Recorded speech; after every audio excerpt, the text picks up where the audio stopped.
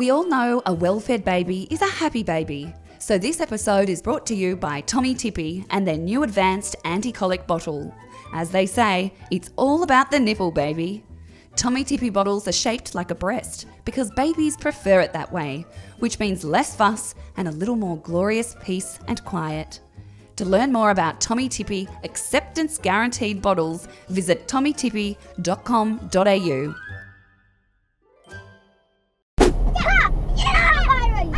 Stop, please.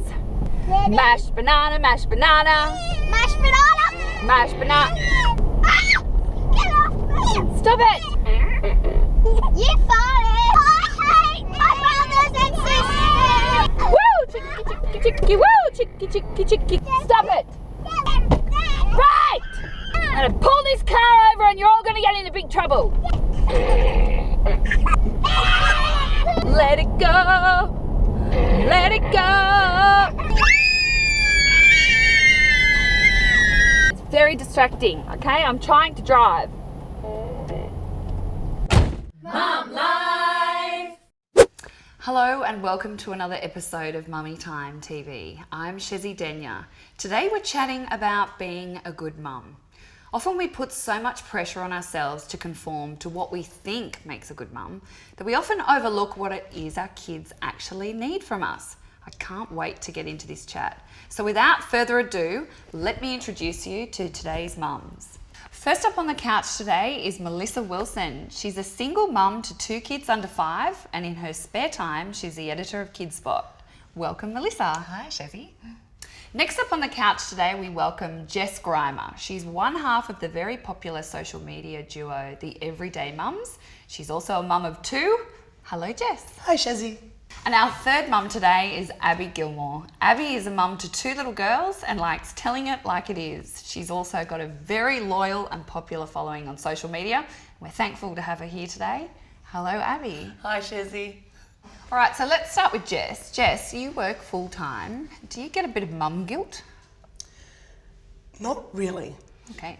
Well, I feel guilty when I'm dropping them off, and I feel guilty when I'm picking them up. But I know that what I'm doing is providing them with the things that I never had and giving them the opportunities and the stability, and I'm more stimulated when I'm working, and I think I'm a better mother when I am not just solely focused on them. And I know that sounds horrible, but I need that extra stimulation. And I think absolutely it breaks my little heart to see his face, crying, but I think I'm doing exactly what I need to be doing. And what about you, Mel? Do you get mum guilt?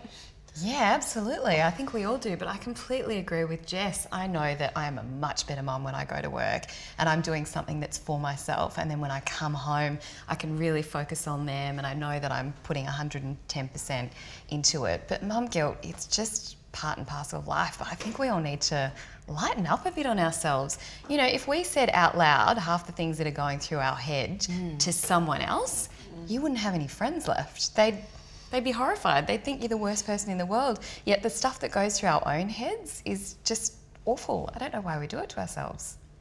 Come on. No, come on. Come on.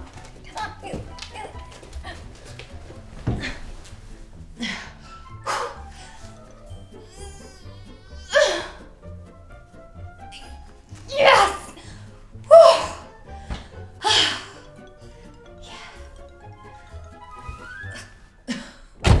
Mum Life!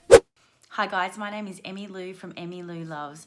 Now I have been asked by Mummy Time TV, what makes a good mum? Well, I had to think about this for a while, and I think what makes a good mum is a mum who is completely okay with who they are. Because you know what, being a mum doesn't define us. We are still women, and firstly we were young women before all of this, and young, vibrant women with a will to live, whereas now I just live for coffee and wine. So I think, being a good mum is being okay with who you are, starting with that solid foundation of loving yourself, and then you're going to have an abundance of love for your kids. Not always the energy, but you're going to have the abundance for your children. And really making sure that you don't forget about who you are, you don't forget about your dreams, and you don't forget about what you want to do in this life, because it ain't over just because we busted out children. And I think from there, that's how we teach our kids, on how to, chase dreams and live their life to the absolute fullest. So for me, that is what being a good mum is all about. Abby, your work is kind of here and all over the place. How do you manage a bit of mum guilt?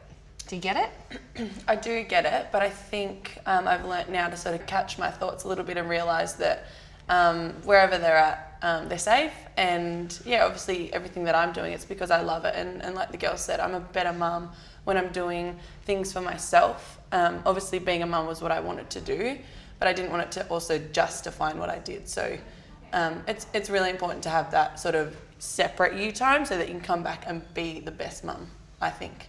And Melissa, you're a single mum. Does that get tough? Yeah, it's really tough. I mean, it's relentless. And I think one of the hardest things is you don't have someone else as that circuit breaker. So being a parent is really relentless anyway, but sometimes having someone else there, it's a little bit easier to go, look, I'm just about to lose my mind here. Can you just take in and try and get this kid to go to sleep? I think being a single parent as well, one of the hardest things I find is not actually the physical logistics of it, it's the emotional, mental load that you don't have someone to share with. So I'm worried about paying this bill, or I'm worried about, sending my kid to school at the right age, or things that or even just the day-to-day stuff. I had a really shitty day today, or I had a really great day, and feeling like that's not something that you can text or call a friend or family member and just say, hey, guess what? I got both my kids to go to sleep today with no fight and they both ate their dinner. So they're the things that I probably find the hardest doing it solo. And I can see you nodding furiously over in the background. No, I totally agree. I obviously had a short stint there of being a single parent, and now I've got a partner, but I still feel like, I do everything on myself. I'm not going to offload the kids and stuff, but it is that emotional battle that you have, and it's wanting just to tell someone that you are feeling crappy or that you've had a really good day. It's really lonely. Most people look to the clock and it's like, 4 o'clock, they're going to walk in that door, For you, it's like, bedtime, please.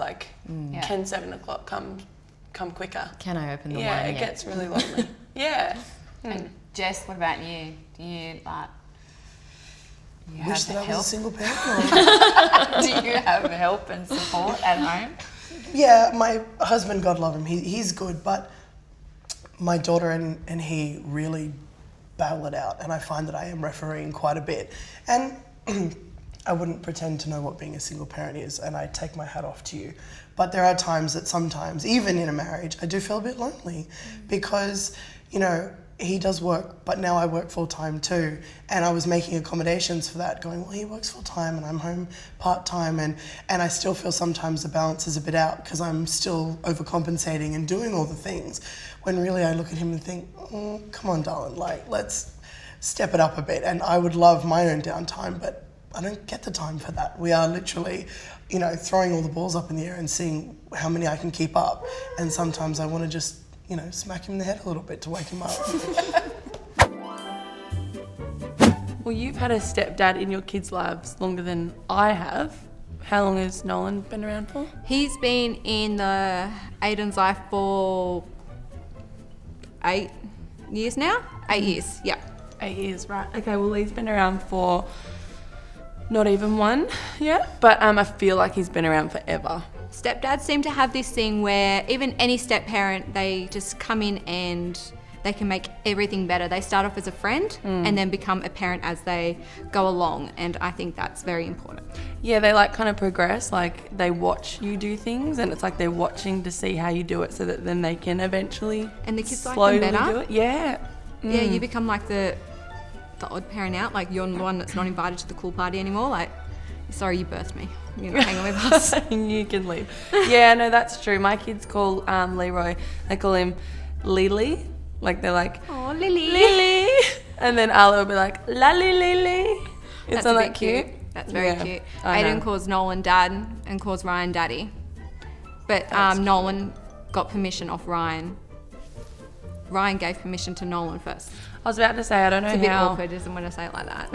my kids were watching Lee run around on the footy field, whatever, and they said, "Go, Daddy," and I don't know how I feel about it yet. Like, I'm not quite there. It didn't happen straight away. It was something that happened in like 2 years. Yeah, but I don't know, I just can't, like, I can't get my head around. I loved it. Like, it was so like, oh, my mum looked at me, and then I thought, oh, but they've still got their dad quite present, so I'm like, that's his special title. Like, I love Lily. Time will come.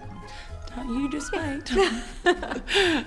This episode is brought to you by SRC Health. SRC compression garments have been specifically designed to provide continuous support and relief of pain during pregnancy, faster recovery after delivery and after exercise by facilitating muscle healing. The SRC pregnancy shorts and leggings are ideal for providing pain relief and assistance during pregnancy. So, what makes a good mum? Mel, do you know? Do you know what? I think it's really taking it back to basics. When you think about it, kids actually don't need that much. They need, clean clothes, they need food on their plates, but most of all, they need love. And they just need someone to know that they're there for them and to keep them safe. And so as mums, I reckon we just need to take it back to that. It's like, a good mum to me is someone who cares about their kids. They care that they're safe, they care that they're happy, they care that they've got all the basic needs met. They don't need all that stuff on top of it. They don't need fancy frozen cupcakes at birthday parties and jumping castles and elaborate holidays and the latest shoes and clothes. Like, I think back to when we grew up, and I can think of probably 2 childhood holidays that we went on that wasn't camping, and we were so happy. Ran out in the backyard, jumped on the trampoline. This morning I left my kids, they were playing with dried pasta on the coffee table. That's what you need. That's all kids need. Like, I think we try and make things too big and too overcomplicated, and at the end of the day, they just want a big hug and just to know that they're loved. That's it. That's what being a good mum is to me. And Abby, you put on social media a couple of posts not that long ago about not having time to do your hair, and you had a bit of feedback about that. Yeah. Does that have anything, like, seriously, I want to know, because I often leave the house without doing my hair. Does that have anything to do with being a good mum?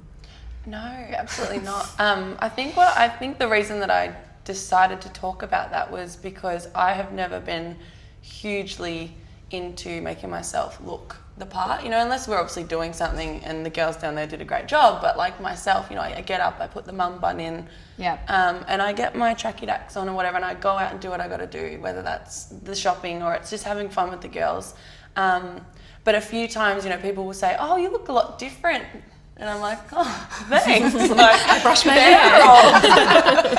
hair. And I just think we really emphasise a lot on appearance, and I feel the pressure being on social media that it's like, oh, she's not dressed to the part today, that's weird, like, she must be a really lousy mum. And it hurts that people think like that. My kids are always smiling, they might still have Vegemite on their face from yesterday, but they're loved. They're loved. And I think, like you were saying, all they need is love, and I think how kids spell love is time. And not saying that we have to be with our kids all the time, but when you are with your kids, really be present and give them all of your time. I think that's really all you can ask as a kid is, to have all of your mum and dad's attention. And nowadays with phones, it obviously becomes trickier. But yeah, appearance for me, it's really not high on my to-do list when I get up. It's about feeding the kids and just making sure that they're happy. Yeah.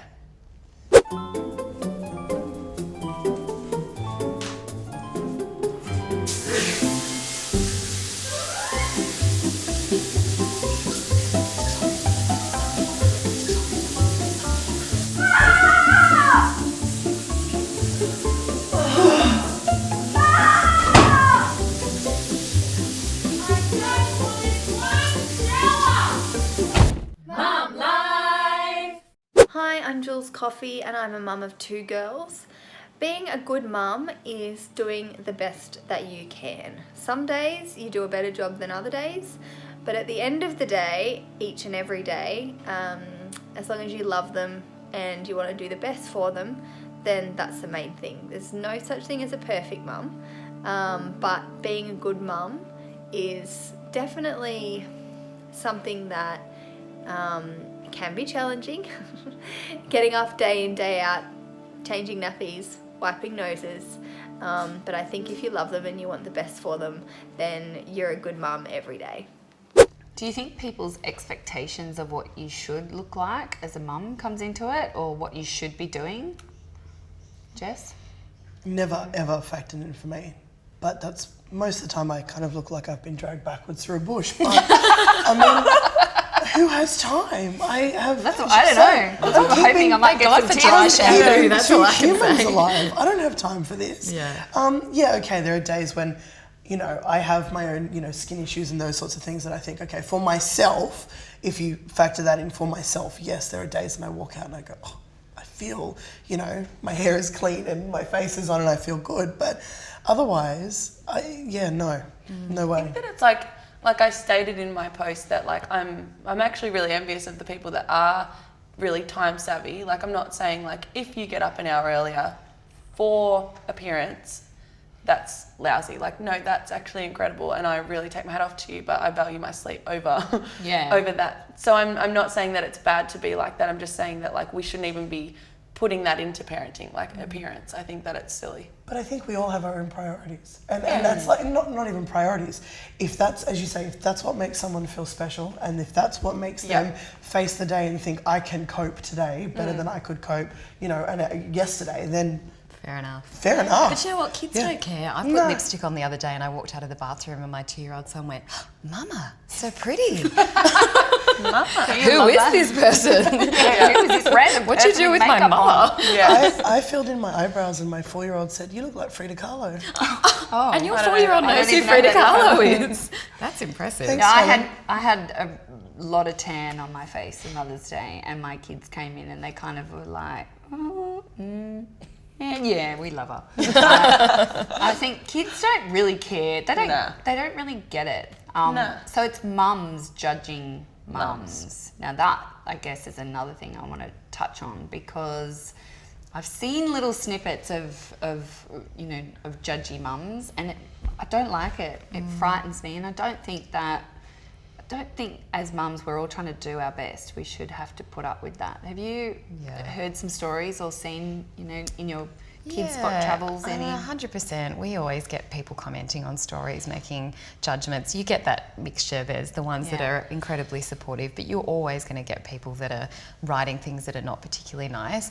I think potentially it comes from a place of insecurity in themselves, and there might be something about dragging other people down around them. Personally, I've never understood it. I've always been one to be like, oh my God, what you're doing is amazing. The fact that you got out of bed and you fed your kids and they're dressed and they're at school, job done. Like, that's all that you need to that do. is bloody hard. That's damn hard, I tell you. Yeah. But the judgment thing, I think social media has not helped. It's so much easier to sit behind a screen, fire off some bitchy comment because they think that they're faceless.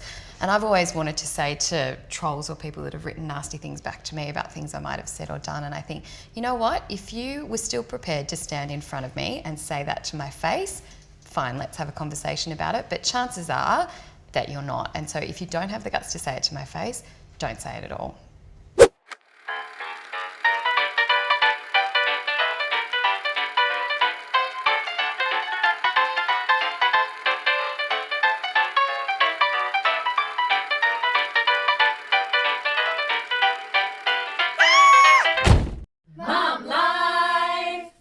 Abby, you like to keep it real, and as I said in your intro, how do you get around like judgy mums?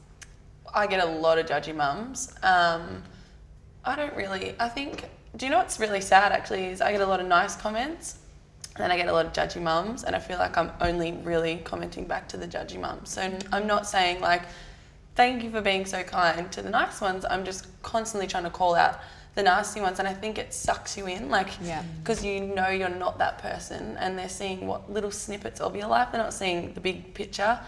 So I think occasionally I get sucked in, and I might just comment something back, not nasty, but just sort of saying like, I really feel sad that you're in a place where you have to try and bring me down to your level, because I think it's all about our energy, and I feel like when I was quite low and I just separated from my now ex, I was in a really crappy place, and I feel like I barely got criticism.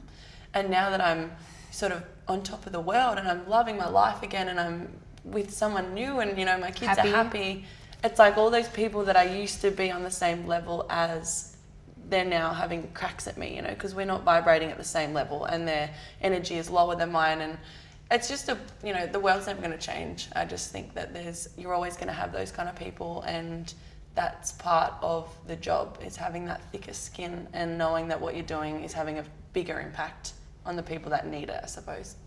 But it's hard not to compare yourself sometimes with other people, don't you find? Like, I don't know, are you one of the mums who, you know, gets caught up just comparing yourself sometimes, thinking... Depending on my level of anxiety or where I'm at, so I can actually exactly say, you know what, it's not actually about what's going on there or if I feel jealous or whatever it is.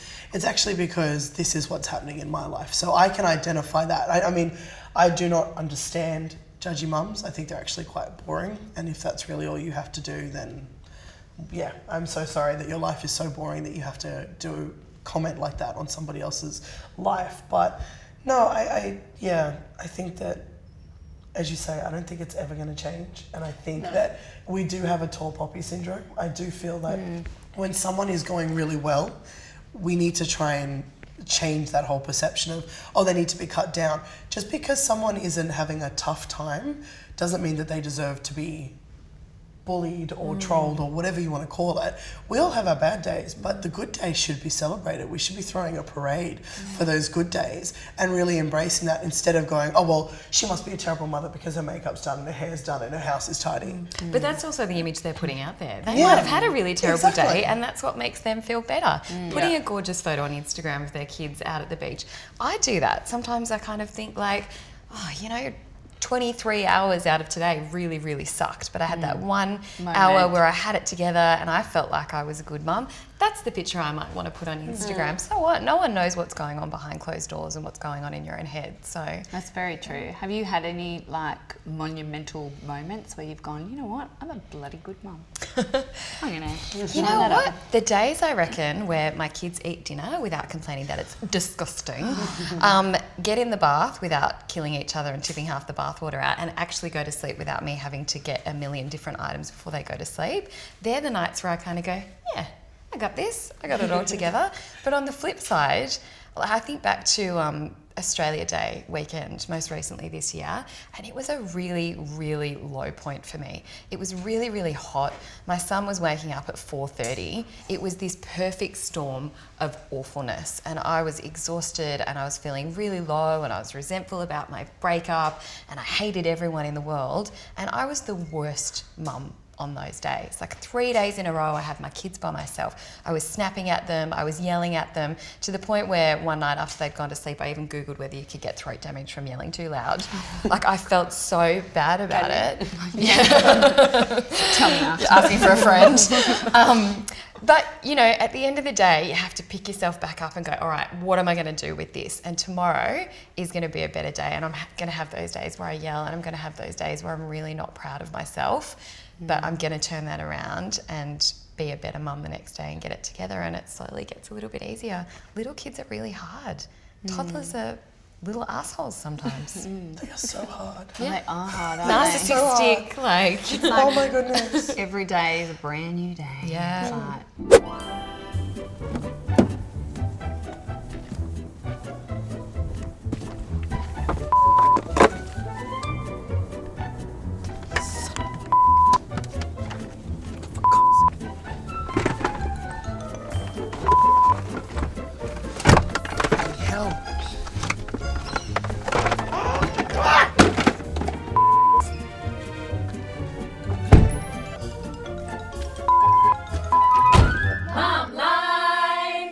And now it's time for an important tidbit. So we are here with author, presenter, and just an expert on all-round mummying, Sharon Witt. Hello. Good morning, EmmyLou. 12 books? Yeah, 12 books, just about to publish number 13. I basically write about resilience. So I guess it started 10 years ago when I'm actually a high school teacher by trade, and wanting to be able to invest in the lives of my students and help them through things such as bullying and goal setting and getting along with parents and making friends and all those sort of topics. And then it sort of grew into this whole range of books, and I've now got Girl Wise and Wise Guys out, which are written for 6 to 12-year-olds, because what we found was a lot of parents were saying we need help for our kids now in these early years. Basically about developing resilience and giving them a bit of a script to how to deal with many of life's issues. So resilience in the schoolyard, but also resilience in family life, and some of the things that could happen, separation, mental health issues with parents, which, can really affect our children. I cover anxiety, I cover, how to deal with losing a pet or losing a family member, how to deal with the situation when your family dynamics are changing, how to deal with anxiety, what is anxiety, what are those feelings that we have. And so do you work with parents as well in that sense? Yeah, I do. Actually, I do run quite a few parent nights as well. I talk about raising resilient kids and raising resilient teens. But I think also I've got a new book coming out, and my chapter is actually raising resilient parents. Yeah. Because I think a lot of us as parents need to learn resilient strategies ourselves, self-care, how to look after ourselves. And remember that, we can't provide oxygen for our kids unless we look after ourselves first. 100%. And I guess that brings me on to, which is a bit of a buzzword right now, is mum guilt. Yes. Everyone talks about it. I don't know if I essentially feel it all that often.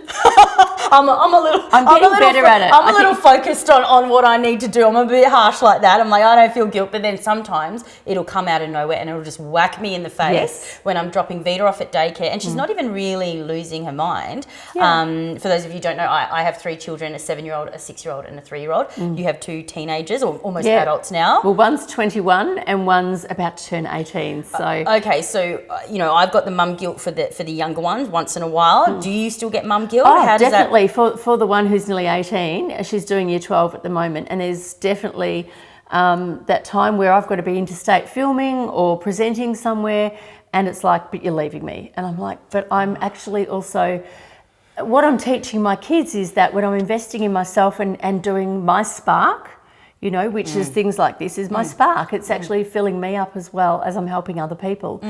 That I'm actually teaching them it's okay to actually pursue your own passions and dreams. Yeah. And I think, our kids are often learning more about what we do than what we say. So my kids are watching me writing books, fulfilling my dreams and my interests, and that's then giving them permission to do the same.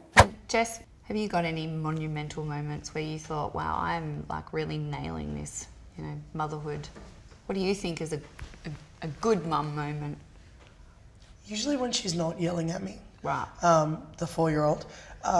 But I remember when Billy was born, just as he was born, I was looking at him in the, the little cradle, plastic cradle thing. Yeah. And he started crying, and I had this bolt through me of, I don't know if I can do this again. I mean, obviously it's too late, but just, can you put him back? But just his cry, and all of a sudden it hit me that he was completely different from his sister, and he was going to have a completely different personality. I don't know why I had been in denial or even thought of it by that point. And probably that first week when I got him home and he was feeding and she was still alive and he was still alive and I was doing okay, I thought, no, I can do this. I actually can do this. But I still have moments of turning around in a car going, I have 2 children. I can't believe I have fed them, bathed them, paid the bills, gone to work. I don't even know how I'm doing it. Yeah, I used to have a checklist at the end of the day. I'd be like, is everyone still alive? Have I not burnt the house down? Do I still have a job? Winning. Yeah. That was a successful day. I've walked out to the car. Where are my keys? I can't find the ignition. That's like another night that we didn't lose the car. So okay, sorry, she lives remote Adelaide. Just in case anyone's watching. Anyone's in need of a car. Because your brain is in 16 different spots and you're just going, and so I guess every day is a good day. Well, not every day, but every day they're alive and your Wednesday car's is a still good there. day. Yeah. Abby, what about you? Do you celebrate good times? Yeah, this is probably a bit deep, but I feel like oh no. My monumental parenting moment for my kids and myself was probably when I separated from their dad. Because I think that a lot of people don't do it. We're so happy to sort of mask our issues and put up this front that everything is perfect. And I think long term that has more of an effect on the kids. And I think for me, recognising it so early and I suppose taking action, that was huge for me, you know, just knowing, and I have to tell myself now, you know, that was the best thing I could have done for my kids. Like, and I think that's probably my most monumental moment. Like, yeah, it was really powerful and it was a big changing point for me in my life. Yeah, something that was huge and will forever be, and hopefully, you know, one day the girls will be thankful and we're all in a happier place, everyone, and yeah. And that would have been really hard for you to take the leap, and scary too. Yeah, definitely, absolutely. Yeah, I mean, we were sort of doing something that no one sort of knew about, you know, we were seen as really happy and it was great and stuff, but yeah, coming home it was not at all. So I thought, this is really going to hurt the kids more than anything. So that was, you know, the reason behind everything. Yeah, the kids. Are you a different mum to each of your kids? Like, are you a different mum to one personality, you know, compared to the other? Or do you think you're the same kind of mum to both? I think you do become a slightly different mum depending on their ages. So my kids are nearly 6 and 3. And so I think with the 6-year-old, their needs and what they need from you is quite different to a 3-year-old who you're trying to teach about boundaries and just to stop smacking me in the face every day. That's my ultimate goal every day, let's be honest. Put that on the checklist. Yeah, but you know, with the 6-year-old, she's just started school, and so she's starting to deal with older kids and teachers and, you know, all these kind of different aspects. And so I think that's become more of a friendship type parenting, whereas I'm, you know, with the toddler, you're still in those kind of basic boundaries. I'm trying to teach you to be a good human kind of place. But on the whole, I think, you know, you are still the same mum. You still want to give your kids equal love. You want to let them know that you're there for them no matter what. And, you know, try and, I think for me a really big thing is communication. It's just letting them know that I'm here no matter what, even if what you want to tell me is not the greatest thing ever. I just always want you to feel like you can come to me and talk about it. Jess?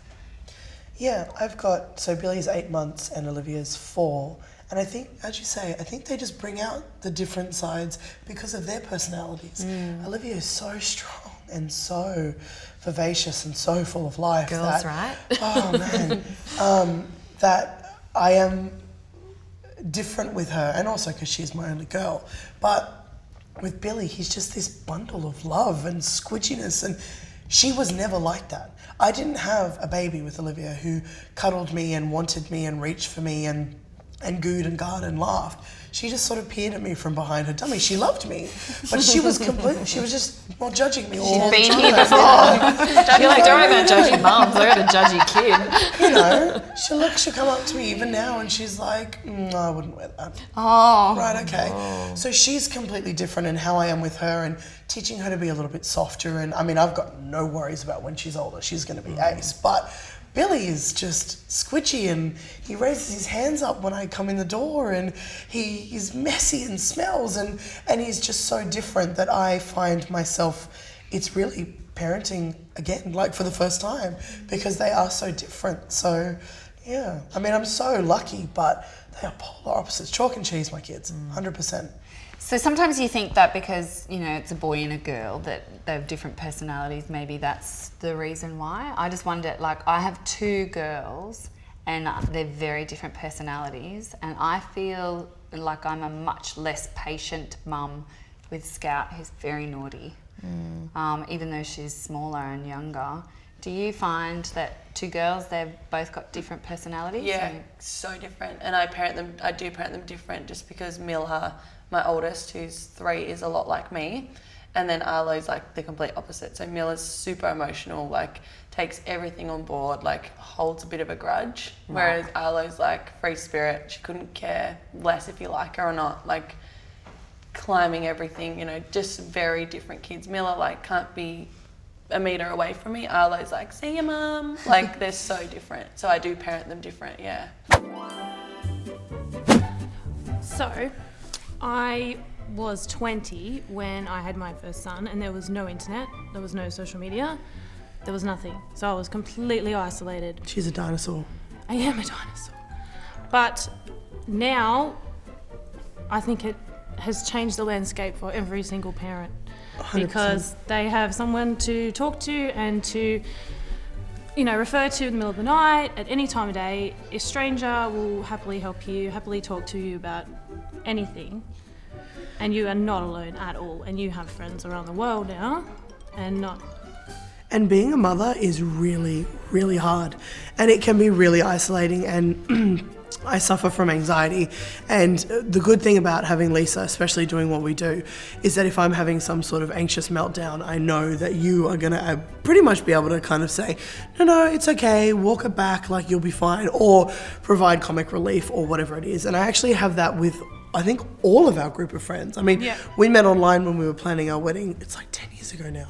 No, it's not. It has to be, 2008.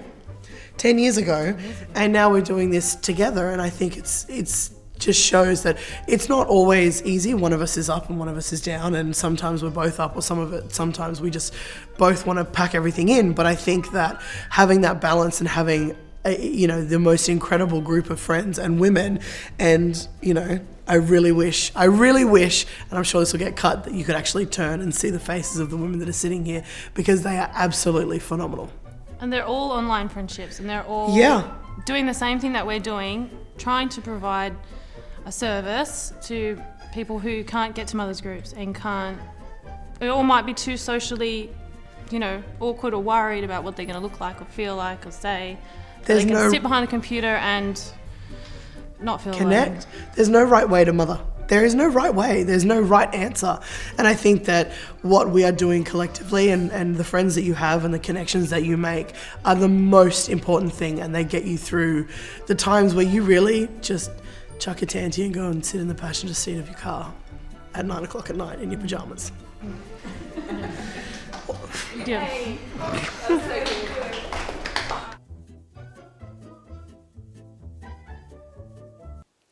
Hi, my name is Lauren. I am the mum of a 5-year-old boy and a 2-year-old girl, and gosh, I try really hard to be a good mum in many ways, but there's one phrase that's always stuck with me, and I think I heard it on Oprah ages ago, where they said that kids don't really care what you can give them or where you can take them.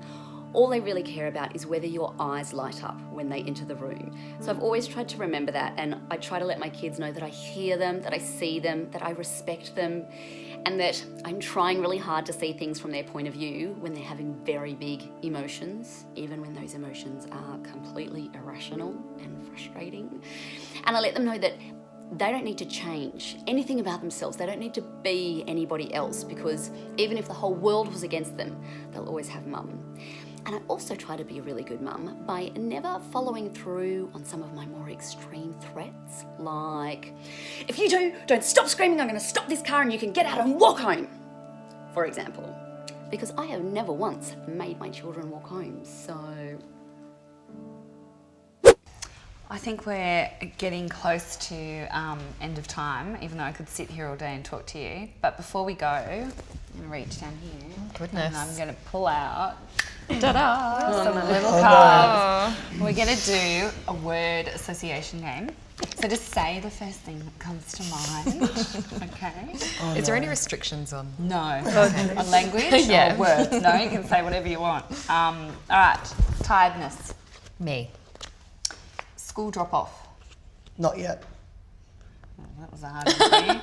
How about we do cooking for you then? Not me. Okay. Body image. Oh, okay.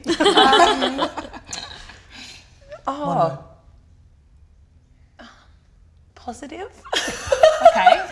Like, what It's a can you word. really get? Well, I don't know. Gastro. Oh, awful. Fighting. Husband. Chocolate. Me. Life. Everything. Ovaries. Oh, bursting. Perineum. Oh, sorry. Someone else wrote these words. Massage.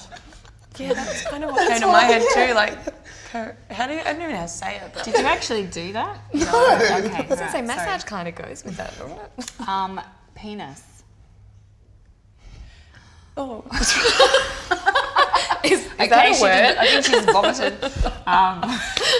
My head went vagina. Penis. I don't know. I'm bad at this game. Yeah. Say the first thing that comes into mind. Penis. Ask me again. Go. Okay. Punami. I need help. Okay, whisper a word. Vagina. All right, let's tell you. Vagina. Oh, stretched. Oh, you get good. Spanx. Oh, flabby. Toenails. Gross. That's it. We did it. Thank you so much for joining us today on Mummy Time TV. You'll be able to contact each of the mums that you see here today via our Mummy Time website. Thanks for joining us. Bye. Feeling the guilt, I kind of just take a... I just bark.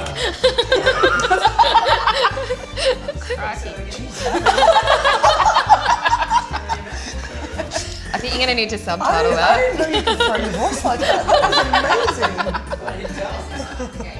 Oh, I can't breathe. Oh my God. I am going to wet myself now. It was like, I catch myself and I like to go. Stop it. Mummy Time TV. This episode of Mummy Time TV was proudly brought to you by SRC Health. SRC compression garments have been specifically designed to provide continuous support to mums during pregnancy and faster recovery after delivery and exercise.